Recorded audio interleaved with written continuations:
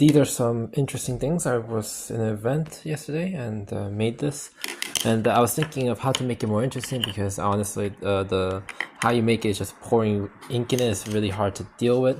But I realized I could form a little bit of that once it's dry, 24 hours, a little bit dry. It's still wet, as you can see by inside. The gradient there shows that it's wet, but I just took a little cap, made some indent like this, like a little bit swiveled also. Don't want to push it down too hard.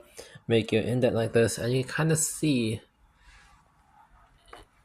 that there's light coming through. It's kind of interesting. I think you can make some art with this. You can make like a big ass paint, like a big one, and make a artwork of you carving a face or something.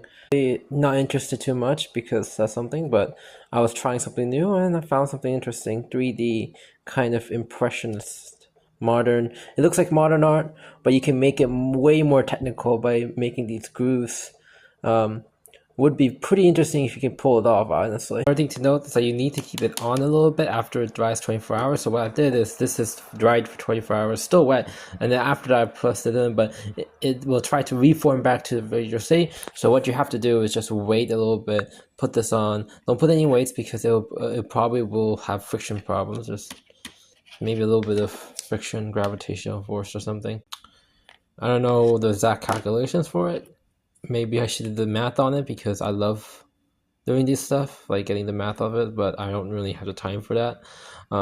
You definitely could because the viscosity of the, everything about the fluid, which is here, turning into a solid, just getting some water out, this dissipation. You probably could. It would be a PDE, wouldn't it? Because it's time. Yeah, good luck with that. You would do a PDE and you would do it. Oh, that'd be hard actually, thinking about it.